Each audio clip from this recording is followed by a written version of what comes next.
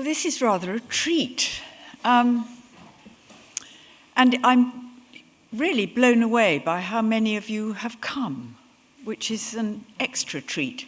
I think I better start by turning this over so I don't bang on for too long. Isn't it wonderful to have an egg timer? Thrilled to see that. I'm going to talk tonight about my approach to fiction and my approach to the humanity I put in fiction. Because I'm not, as a reader, I'm not much of a one for fantasy. I find fantasy a bit irritating. This is an entirely personal view, and I'm sure the audience is stuffed with people who are all erudite science fiction addicts, but I'm not among your number. I think fiction should be written by people, for people, about people. I think we're all in this together. The writer, the reader, and the people from whom the fiction is drawn. It's one of the reasons I love the golden age of fiction, the 19th century. I have on my desk, I have a number of quotations, rather curling up quotations on my desk, and I have one from Philip Toynbee, which I'm particularly fond of. And he says that the definition of moral progress is the realization that other human beings are fully as human as oneself. My answer to that is quite. I absolutely agree with that. And that is the kind of approach I have towards the people I'm going to put in my novels.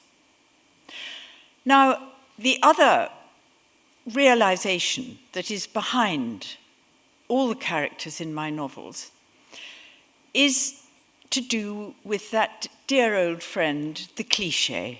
I have had quite a lot of journalists describe me, I would say unkindly, as the mistress of the cliché. Well, in my view, a cliché is only a cliché if it's happening in somebody else's life. If it's happening in your life, it's the first time in the history of the world that anybody has had a baby or been made redundant or been dumped or discovered their partner is having it away with somebody else.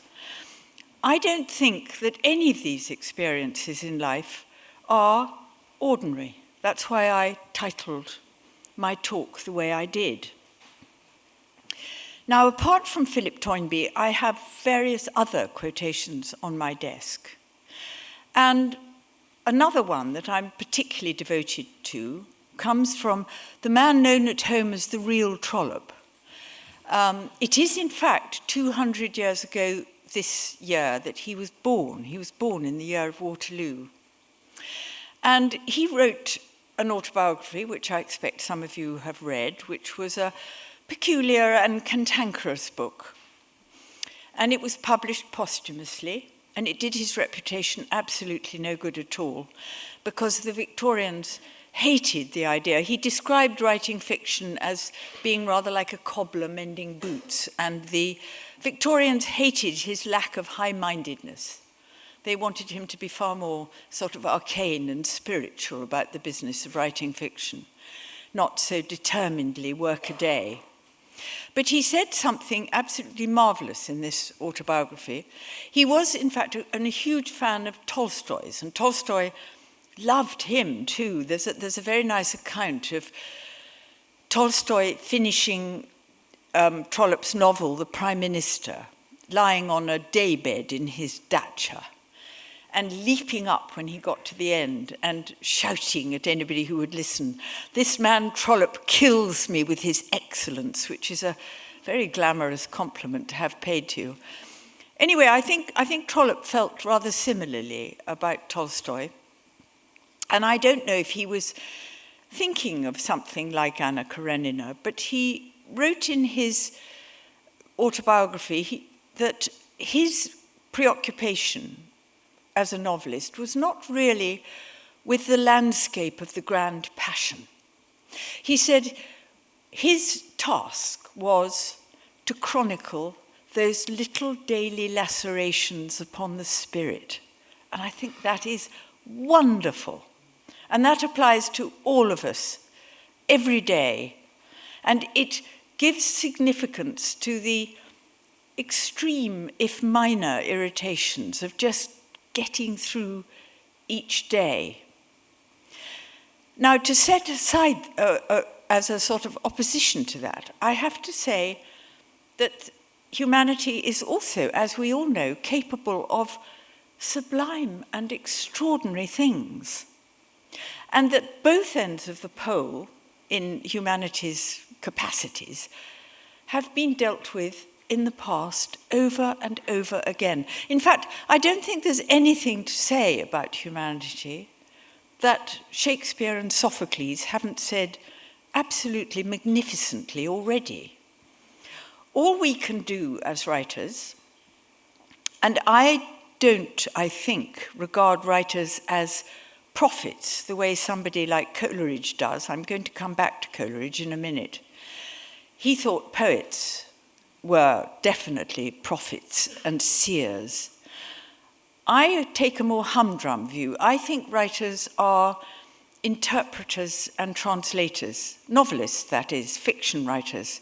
And I bow to nobody in my belief of the significance of fiction. I'm absolutely with Jane Austen on that. But when it comes to the interpreting of how humans behave, there is something very timeless in what we want, what we fear, what we long for, what we hope for, what we aspire to. There is not sufficient credence ever given, I don't think, to the power of the effect, shall we say, rather than the power of disappointment. I think disappointment is an absolutely crippling emotion. And all these elements in the human condition are timeless. They go on and on from every generation. And what writers do, fiction writers, novelists do, is to take these extraordinary abiding qualities and emotions in all of us and reinterpret them for their own times. We put all our characters in different clothes. We give them different meals at different times. There are different codes of conduct.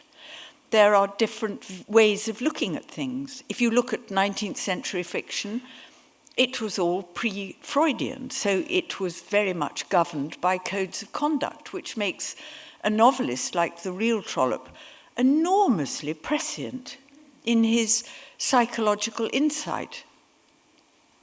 So what we are doing is taking all these old truths and refashioning them with all the different sensibilities of every age, and this is possibly the most liberal age there has ever been, quite rightly. I'm rather proud of that.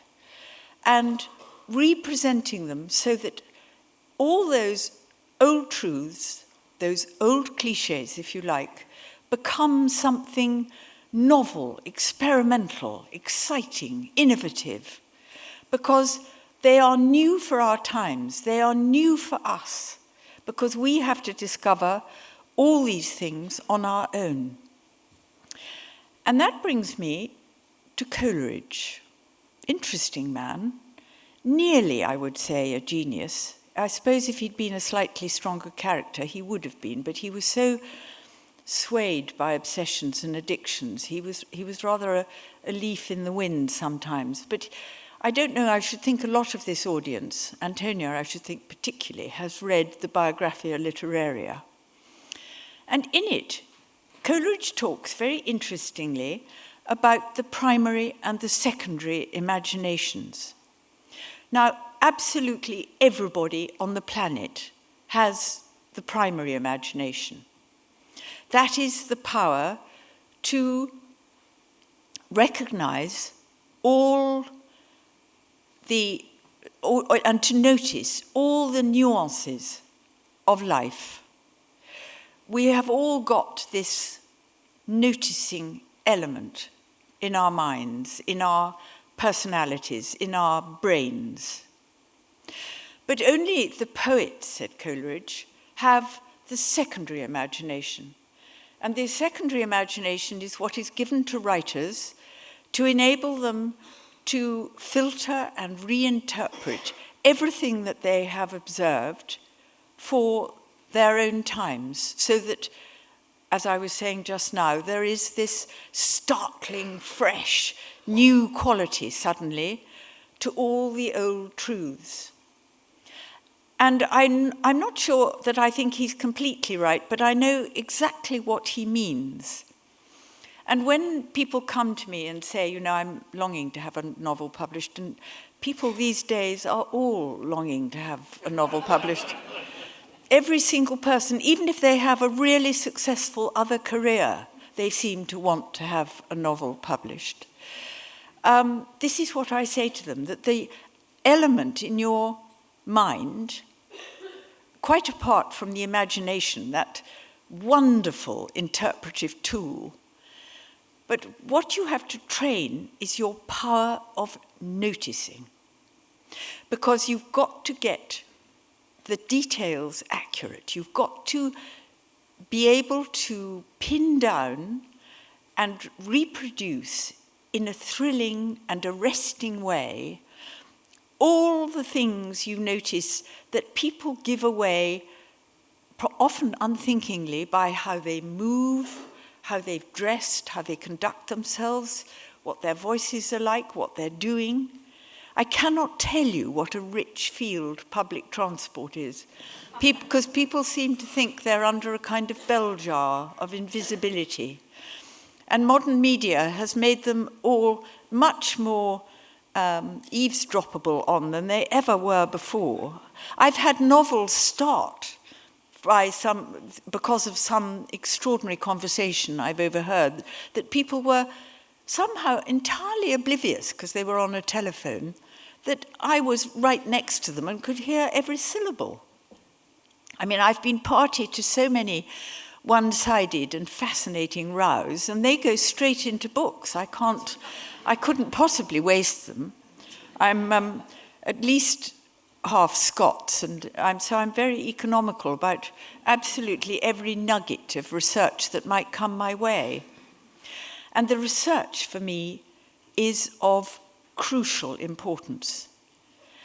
The authenticity I spoke about at the beginning is underpinned for me as a writer by the research I do. So I start every novel by thinking about its theme. Is it going to be stepfamilies? Is it going to be what it's like living with a man fresh out of Afghanistan? Is it going to be about adoption? Is it going to be about women out earning the men they live with? Is it going to be about trying to be married to someone else's vacation? You know, what is the theme? Is it going to be about daughters-in-law? That daughters-in-law arose from overhearing a conversation on a bus. Now, that theme is what starts me off, and it's always something that I glean from the general zeitgeist going on around me. It's something that I feel is preoccupying people. It's sort of at the top of current consciousness. Once I've got the theme, I will then work on the dramatis personae. And then once I've started on that, and I've got a rough idea of the people I'm going to have in my book, I then go off to research the theme. And this has taken me to some fascinating places. It's taken me to prisons, it's taken me to refuges for battered wives, it's taken me into schools, into a lot in the past, into the upper echelons of the church, where it's all very quarrelsome. It's taken me very recently, the book I'm most of the way through at the moment, to Canary Wharf and high finance, which is extraordinarily simple. Basically, it's all about borrowing and lending and whether you charge people for doing so. But these amazingly sophisticated and complex instruments have been added on top of this. rather because people can. But the research is absolutely crucial, because I have to make sure that I know as much about the life I'm going to describe in a book as the readers of that book are going to know, because they, after all, might know exactly what I am writing about far more intimately than I do. And I want them to believe. I don't mind if they like or loathe the people in my books, but I want them to believe in their reality. And this wanting them to believe brings me to my final point, which is that I think to be a novelist, you have to, quite apart from respecting other people's lives, you have to be benevolent. You have to like, even if you can't always love, your fellow man. And I also think that a bit of humility is a very, very necessary ingredient in a writer's life, even if that segues often into anxiety. So I'm going to leave you with a Jewish proverb that I have a great affection for. It is that truth, and in this case we can say truth about the human beings that I put into books, or that I create to put into books, truth rests with God alone, and a little bit with me. Thank you so much.